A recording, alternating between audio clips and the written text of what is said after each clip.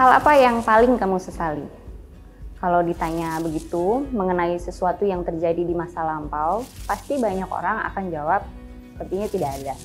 Aku pun begitu jawabannya. Tapi sejujurnya itu hanya jawaban demokratis supaya aku bisa melindungi apa yang aku punya sekarang, meskipun tidak sempurna. Kalau pertanyaan tadi datang dengan syarat kondisi bahwa semua yang berharga di masa sekarang itu tidak ada yang berubah, misalnya seperti teori fiksi ilmiah, kita bisa melompat ke masa lalu dan kita bisa merubah apa yang kita mau ubah.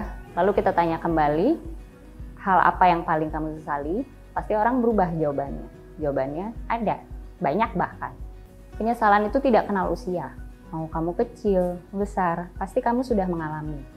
Dari hal kecil sesederhana, tadi harusnya aku tidak makan dulu karena waktu ke rumah oma ada bakso kuah favoritku. Sampai hal sebesar aku harusnya tidak mengambil keputusan itu karena aku jadi mengorbankan beasiswa yang aku sudah lama idam-idamkan. Penyesalan ini datang dalam berbagai bentuk, kecil, besar, sebentar, lama, bisa dibayar maupun tidak bisa dibayar. Saat merasa bersalah, misalnya kita janji mau pergi sama teman, lalu tiba-tiba nggak jadi, kita harus pergi sama keluarga. Kita bisa menjanjikan dengan teman itu, kita bisa pergi di waktu lain. Tapi ini tidak berlaku untuk hal-hal yang kita tidak bertindak justru. Misalnya sama seseorang yang sudah keburu menikah karena kita tidak pernah menyatakan perasaan. Atau ada satu kesempatan besar yang itu hanya terjadi sekali seumur hidup, tapi kita tidak mengambilnya. Berbeda dengan perasaan bersalah yang bisa dibayar, perasaan bersalah akibat kita tidak bertindak apa-apa, itu rasa kehilangannya sangat besar dan rasa penyesalannya sangat berbeda. Aku yakin ini pasti pernah dialami oleh semua orang. Rasa kehilangan akibat kita tidak melakukan apa-apa. Dan rasa kehilangan ini kita bawa bertahun-tahun, berlarut-larut. Dan ingat nggak apa yang orang-orang paling sering ucapkan saat kamu cerita tentang penyesalan ini? Yang paling sering mereka ucapkan mungkin ini, cobalah maafin dirimu sendiri. Aku tahu kamu pasti sudah mencoba ini dan pasti sudah berkali-kali. Tapi kenapa susah? Kenapa tetap susah? Karena berbeda dengan perasaan bersalah tadi yang kamu bersalah kepada orang lain, itu akan lebih mudah memaafkan dirimu.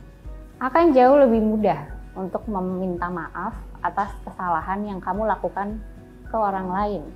Itu kenapa kita susah memaafkan diri sendiri atas hal yang kita nggak jadi lakukan. Penyesalan akibat tidak bertindak ini sebenarnya juga bukan suatu kesalahan. Kenapa aku tidak menyebut itu sebagai suatu kesalahan? Karena kita tidak jadi ambil keputusan yang salah. Kita tidak mengambil keputusan apa-apa. Dan tapi kita mikirnya, kalau seandainya aku mengambil keputusan itu, aku akan jadi lebih ideal.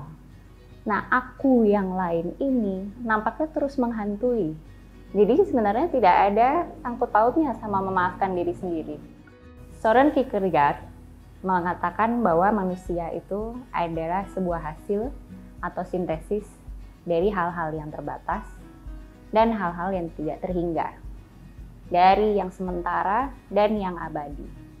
Ini adalah sebuah paradoks yang kita dapat mengerti, karena kita sebagai manusia merelasikan diri sendiri itu dengan sesuatu yang sudah terjadi dan yang belum terjadi, sesuatu yang nyata dan yang tidak mungkin terjadi atau tidak nyata.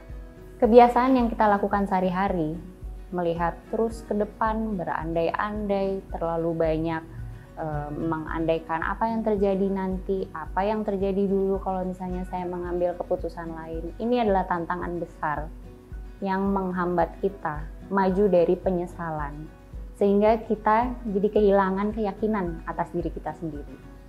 Penyesalan itu adalah bagian penting dari hidup. Penyesalan itu sebuah proses yang memanusiakan manusia.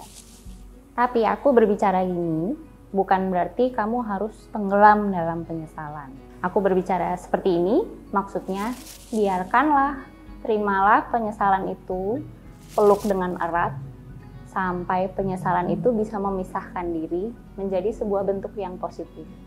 Kierkegaard juga pernah menuturkan bagaimana kalau kita berdoa, yang mana kita sering lakukan kalau kita menyesal, itu sebenarnya bukan dengan intensi untuk mengubah yang maha kuasa. Tapi kita lakukan itu untuk mengubah diri sendiri. Waktu kamu menyesal dengan sedalam-dalamnya, memang kamu tidak bisa mengubah kenyataan. Tapi mungkin dengan menerima penyesalan itu, paradoks dalam dirimu tadi sedang berdiskusi, bernegosiasi, mencari jalan tengah, dan berrekonsiliasi, sehingga batinmu bisa hidup dan terlahir kembali. Terima kasih sudah nonton video ini. Saya Lalitya Arsari. Kalau kamu ada komen atau topik yang mau dibahas, boleh tulis di kolom komentar di bawah, dan sampai jumpa di episode berikutnya.